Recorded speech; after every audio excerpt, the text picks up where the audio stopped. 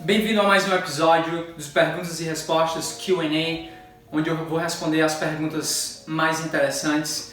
E se você não viu ainda o primeiro episódio, a sua pergunta pode ter sido respondida lá, então dá uma olhada lá. E agora vamos direto ao assunto. Vou responder 5 das perguntas mais interessantes que eu achei no vídeo anterior. Então se você quer que a sua dúvida seja respondida no próximo episódio, é só colocar aí embaixo aqui desse vídeo. Primeira pergunta, Simon Crispim. Fala sobre estalo nas articulações nos movimentos de calistenia. Na grande maioria dos casos, estalos não querem dizer nada sério. O seu osso, ele tem uma camada de cartilagem em cima e dentro das articulações você tem um líquido chamado líquido sinovial, que é para evitar o atrito e o desgaste entre essas articulações. Então, durante o movimento, estalos vão ocorrer, então isso é natural, já aconteceu muito comigo, principalmente no início da minha trajetória na calistenia. Com o passar do tempo, já passei a não sentir mais, hoje em dia eu não sinto praticamente nenhum estalo, não consigo ouvir nada. Então, em primeiro lugar, se o estalo não vier acompanhado de dor e você não tiver nenhum histórico de lesão naquela articulação, não quer dizer nada. Se você ouvir os estalos e sentir dor, eu recomendo que você procure um profissional, um ortopedista ou um fisioterapeuta, para ver se tem alguma coisa de errado com essa articulação. E se você já tiver um histórico de lesões naquela articulação, por exemplo, você teve uma lesão no ombro e você está ouvindo estalos, está achando estranho, melhor você suspender a atividade e procurar um profissional para te acompanhar, para saber realmente o que é isso, diagnosticar se é uma possível lesão ou não. Mas na maioria dos casos, queria dizer para vocês que não tem do que se preocupar. Estalos são naturais, tem algum espaço nas articulações e os estalos vão ocorrer, então não tem por que se preocupar na maioria dos casos. Segunda pergunta, por que sinto dor na lombar quando estou fazendo a elevação de pernas na barra? O que acontece é o seguinte, muita gente como eu tem uma flexibilidade limitada, principalmente na cadeia posterior. Por exemplo, meus glúteos, meus hamstrings, que é o posterior da coxa, são bem encurtados por vários motivos, vou discutir em breve sobre isso, mas a má postura influencia bastante. Então se você senta o dia todo e você não senta com uma postura de 90 graus na articulação aqui do quadril, você acaba afastando um pouco para frente e isso acaba encurtando mais aí o movimento dos seus glúteos e dos seus hamstrings. E quando você está fazendo a elevação de pernas na barra, por exemplo, você está forçando um ângulo que você naturalmente não consegue. Então o que acontece? Você vai compensar curvando a sua lombar para frente. Uma dica que eu vou dar para vocês, que também funcionou para mim, se eu fizer muitas repetições na elevação de pernas ou elevação de joelhos na barra, principalmente a elevação de pernas, porque eu estou com o meu posterior da coxa completamente estendido. O seu posterior da coxa ele vem aqui do seu quadril, cruza duas articulações, né, que é a articulação do seu quadril e a articulação do joelho, e vai lá para a sua tíbia. Então quando você tenta levar acima de 90 graus numa angulação que você e sua musculatura não suporta, você acaba compensando com a lombar e acaba curvando essa lombar um pouco para frente. Então a recomendação que eu dou para você é não ir tão acima, tentar ir mais ou menos aqui uns 45 graus, certo? Não tentar ir completamente até 90 graus, ou você fazer baixas repetições. Por exemplo, se eu fizer muitas repetições, eu acabo sentindo a lombar naquelas últimas repetições. Então eu sempre tento não ir até a falha nesse movimento. Existem várias razões porque a sua lombar dói, então tente adaptar, tente vir a 45 graus ou tente não fazer tantas repetições e me comenta embaixo aí o que foi que você achou, se ajudou ou não.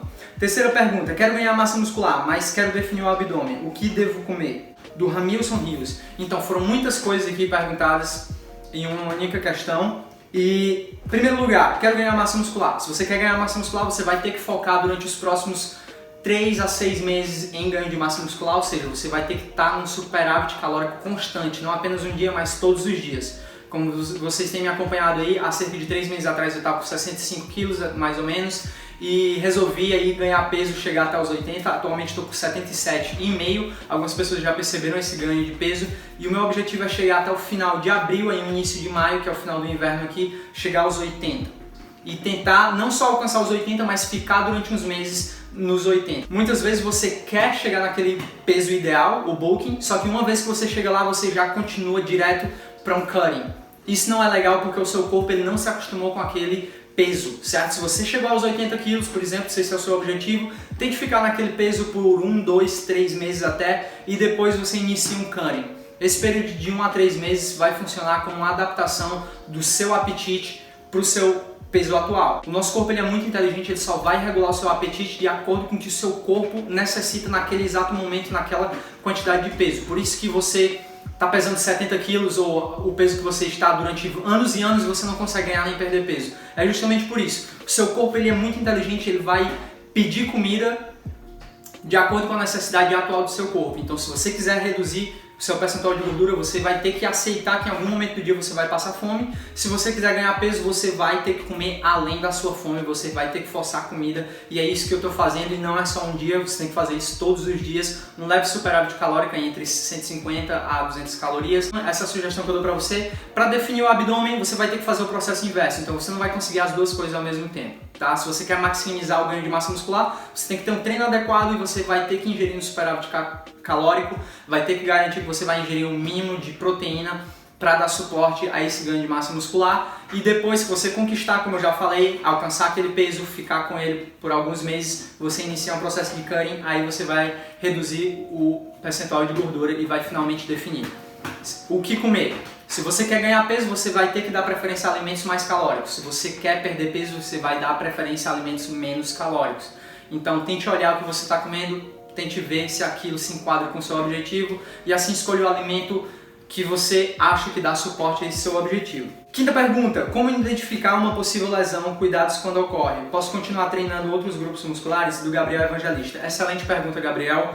Em primeiro lugar, uma lesão, você vai sentir uma dor estranha, você vai sentir alguma coisa que não está legal. Por exemplo, essa semana eu fui treinar com o Mark, algo que estava fora do planejado, fui fazer uma coisa que eu não estava acostumado, que era a isometria segurando apenas um braço, me senti bem forte, gostei, porém quando saí de lá eu senti uma dor estranha aqui no meu cotovelo quando eu faço esse movimento, quando eu elevo o meu cotovelo e tento flexionar o cotovelo ao mesmo tempo, eu senti uma dorzinha estranha, acabei não treinando ontem, que era o meu treino full body, acabei pulando o treino justamente para permitir o meu corpo se recuperar e provavelmente hoje vou treinar o meu treino só de puxar, certo? Que vai demorar uns 30 a 40 minutos, não muito tempo. Então, a primeira sugestão é ouça o seu corpo. Você vai perceber, tem alguma coisa estranha, você sentiu um estralo acompanhado de dor, você sentiu alguma coisa, um músculo puxando, uma dor aguda ou algo diferente, falta de força, e você vai saber que aquilo é um indicativo de lesão. O que é que eu recomendo?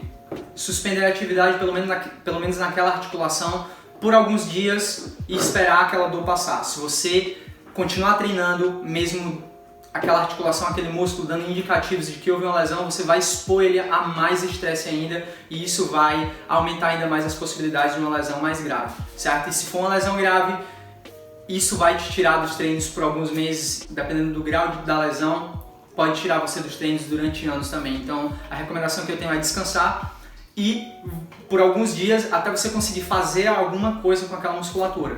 Se você tiver preocupação, a primeira coisa que eu recomendo para você é procurar um profissional, um ortopedista ou um fisioterapeuta para diagnosticar essa lesão e te passar um tratamento, mas a pior coisa que você pode fazer é ficar completamente parado sem nenhuma atividade física.